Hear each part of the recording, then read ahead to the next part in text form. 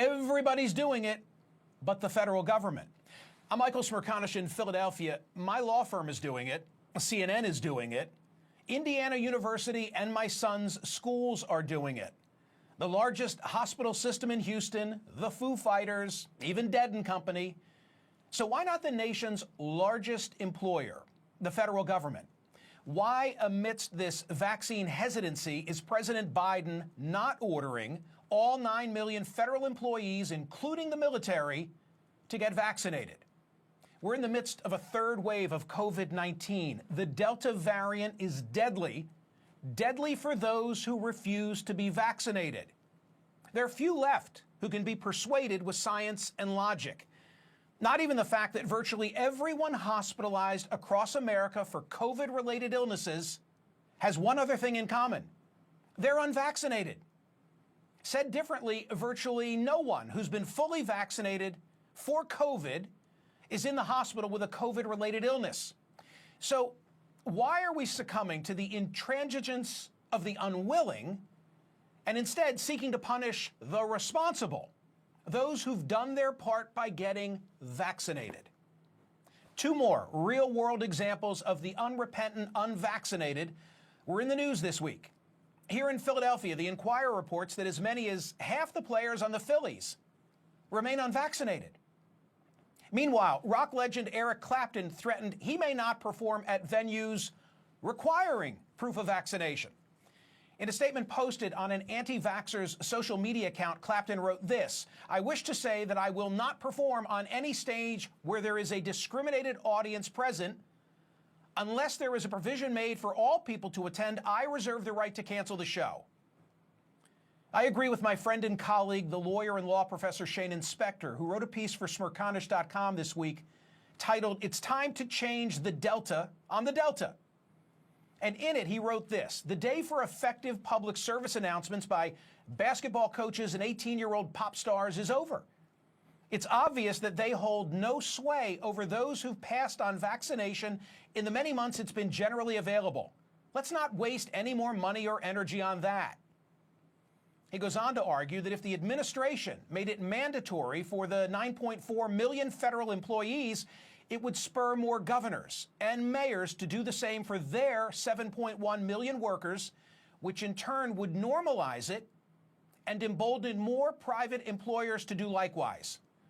As the New York Times reported back on July 1, President Biden could legally require members of the military to get vaccinated, but so far he has declined to exercise that power, even as the highly contagious Delta variant has become an increasing threat to unvaccinated Americans. The military has worked hard to combat vaccine misinformation in its ranks since the shots first became available. More than 80% of the active duty service members are under 35. That's a group that often views itself as impervious to coronavirus infections. Many worry that the vaccines are unsafe, were developed too quickly, or will affect fertility. Well, the Times reported the percentage of the different branches that had gotten at least one shot as follows: Navy, 77%, Army, 70%, Air Force, 61%, Marine Corps, just 58%. That's all better than the national average, but not what it should be.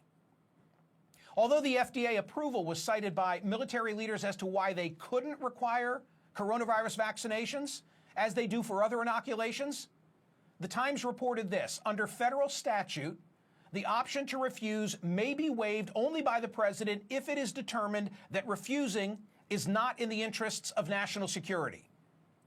Well, we're certainly at that point now, right?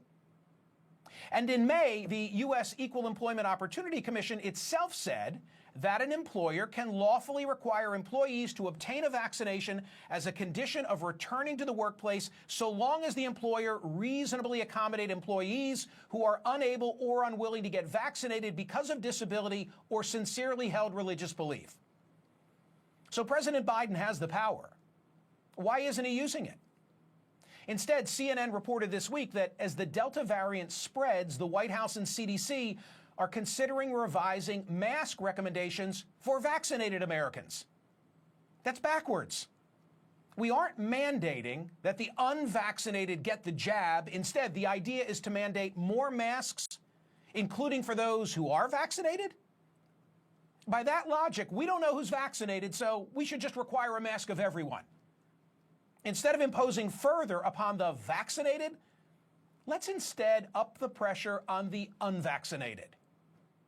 On Thursday, the NFL announced that if there's COVID-19 outbreak among unvaccinated players, a game cannot be rescheduled, and that team will be forced to forfeit, resulting in lost wages and a loss for playoff seeding. Well, the NFL is right. Maybe an MLB policy like that would get more of the Phillies vaccinated. And a similar example should be set by President Biden in requiring all federal employees to get the jab. And the same should apply to governors and mayors.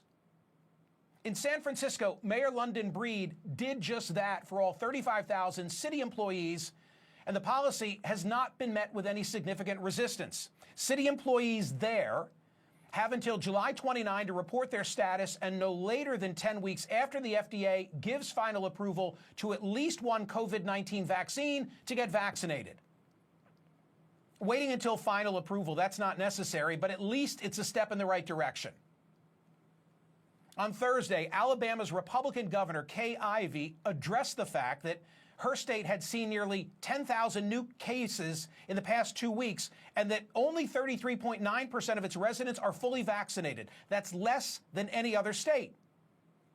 Asked if she might mandate masks, she said no. The answer is vaccination.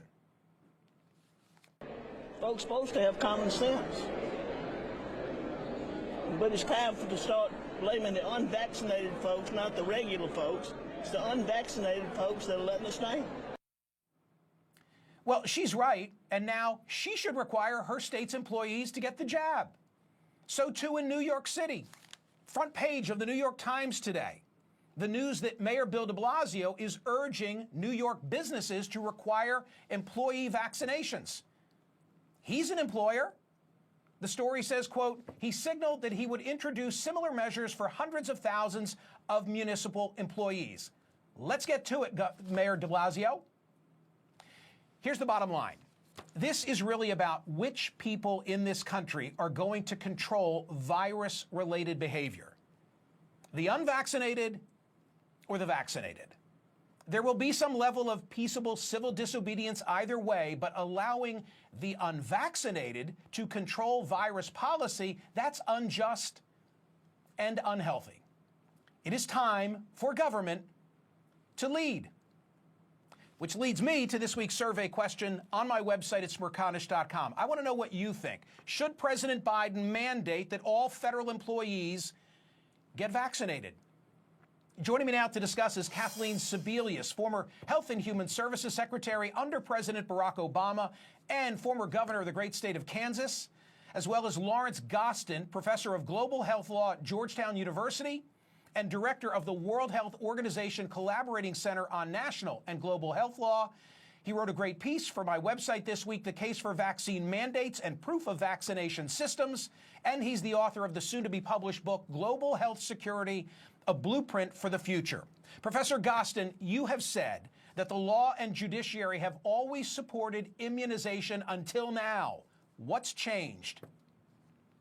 You know, what's changed is I've never seen in my over 30 years of experience in public health the kind of politicization there is just of basic public health and science tools, vaccines, masks, all of the kind of signals that the former president gave, and now we're seeing a split in our country that is very sad because the virus doesn't know political parties. And we have the tools, we really need to use them. And our best tool, by far our best tool, is to vaccinate. Every American should roll up their sleeves and get a jab, and they should do it now.